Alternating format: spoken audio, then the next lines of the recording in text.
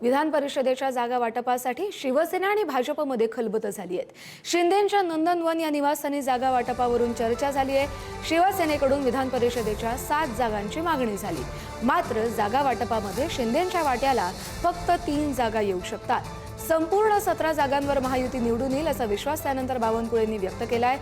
तर विधान परिषदेच्या जागा वाटपाबाबत निर्णय अंतिम टप्प्यात असल्याचंही त्यांनी सांगितलंय। विधान परिषदेच्या निवडणुका महायुतीतच लढणार असल्याचंही त्यांनी स्पष्ट केलंय।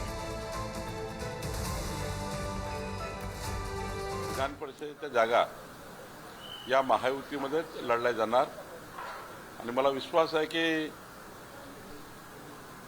17ही जागेवर भारतीय जनता पार्टी, शिवसेना, राष्ट्रवादी महायुती जिंकेल आणि एक मोठा विजय महाराष्ट्रामध्ये होईल। शिवसेनेला 3 जागा ज्या आहेत सोडल्या जातील अशी माहिती होती, परंतु शिवसेना 6 किंवा 7 जागांवरती अडून बसलेली आहे। नेमकं यामध्ये काही पुढे मागे झाले का? जवळपास 99% बाबीवर आमचं एकमत झालं आहे। फक्त आता राज्याचे नेते देवेंद्रजी, एकनाथजी आणि सुनेत्रा पवारजी बसून याला शिक्कामोर्तब करतील। तर याच संदर्भात बोलूया आपले प्रतिनिधी पंकज दळवी यांच्याशी। पंकज, चर्चा तर झालेली आहे पण मागणी काही मान्य होत नाहीये। 7 जागा शिवसेनेने मागितल्या पण 3 जागांवरच समाधान मानावं लागेल। एकूणच 17 जागांचं जागा वाटप कसं होऊ शकतं?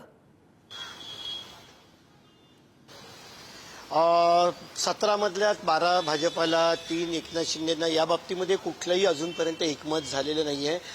एकनाथ शिंदेंच्या शिवसेनेकडनं 7 जागांची मागणी केली जाते आणि ते ठाम असल्याचं कालपर्यंत बोललं जात होतं। भाजपा 12 जागा, कुठेतरी मध्यबिंदी काढून 1-2 जागा वाढवून देण्याविषयी सुद्धा चर्चा आज झाल्याची माहिती मिळते। त्यामुळे आत्ताच कुठल्या निष्कर्षापर्यंत येणं योग्य ठरणार नाही। चर्चांच्या फेऱ्या अजून ज्या आहेत त्या होतील, खलबतं होतील आणि त्याच्यानंतर या बाबतीतला निर्णय जो आहे तो घेण्यात येईल। मात्र विधान परिषदेच्या काही जागांवरून एकनाथ शिंदेची शिवसेना आणि भाजपा यांच्यामध्ये रस्सीखेच असल्याचं समजतं आहे। कारण जेव्हा गेल्या वेळेला 6 वर्षापूर्वी ही विधान परिषदेची निवडणूक स्थानिक स्वराज्य संस्थांसाठी 17 जागांवरती झाली, तेव्हा काही आकड्यांची समीकरणं वेगळी होती। मात्र आता ती आकड्यांची समीकरणं 2026च्या निवडणुकीनंतर बदललेली आहेत। त्यामुळे काही ठिकाणी सीट भाजपाची आहे, मात्र तिकडे एकनाथ शिंदेची ताकद वाढली आहे। काही ठिकाणी एकनाथ शिंदेची सीट आहे, तिकडे आता भाजपाची ताकद वाढली आहे। या सगळ्या गोष्टी असल्यामुळे या सगळ्यावरती सुवर्ण मध्य काढण्याचा प्रयत्न त्यांचा सुरू आहे। काही करून महायुतीत लढावं असा त्यांचा प्रयत्न आहे। एकनाथ शिंदे यांची समजूत काढण्यासाठी, चर्चा करण्यासाठी आज प्रमुख नेते भाजपचे स्वतः चंद्रशेखर बावनकुळे महसूल मंत्री आहेत, ज्येष्ठ नेते आहेत, माजी प्रदेशाध्यक्ष आहेत आणि आता सध्याचे प्रदेशाध्यक्ष रवींद्र चव्हाण हे पोहोचले होते। त्यामुळे रस्सीखेच निश्चित आहे, मात्र प्रयत्न आज आहे महायुतीचा की मार्ग काढावा। बरोबर, त्यामुळे नक्की जागा वाटप कसं होतं हे देखील तुमच्याकडून जाणून घेऊ। धन्यवाद पंकज दिलेल्या माहितीसाठी। विधान परिषद निवडणुकीच्या जागांवरून महायुतीमध्ये रस्सीखेच सुरू असल्याची माहिती आहे। पुण्यात सुनेत्रा पवार यांना विधान परिषद निवडणुकीचा प्रश्न विचारला असता त्यांनी त्यावरती बोलणं टाळलं। विधान परिषदेच्या प्रश्नावर न बोलताच सुनेत्रा पवार तिथून निघून गेल्या।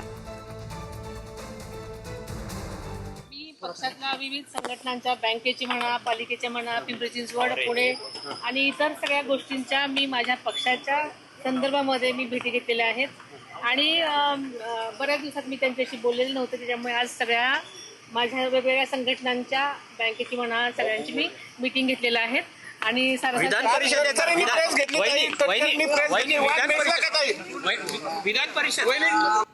विधान परिषद निवडणुकीवरून नाशिकमध्ये महायुतीतच अंतर्गत संघर्षाची चिन्ह दिसत आहेत। नाशिकची जागा शिवसेनेला सुटण्याच्या चर्चेमुळे भाजपमध्ये हालचाली सुरू झाल्या आहेत। भाजपकडून स्वतंत्र किंवा अपक्ष उमेदवार उतरवण्याची तयारी सुरू आहे।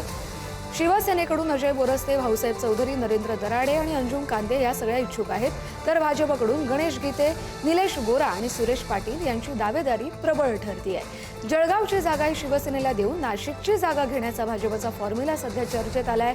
नाशिक विधान परिषदेसाठी मित्रपक्षांमध्ये सध्या काटेकी टक्कर सुरू झाली आहे। तर दुसरीकडे महाविकास आघाडी देखील उमेदवार देण्याच्या तयारीत आहे। त्यामुळे अर्थातच क्रॉस वोटिंगचीही शक्यता वाढली आहे।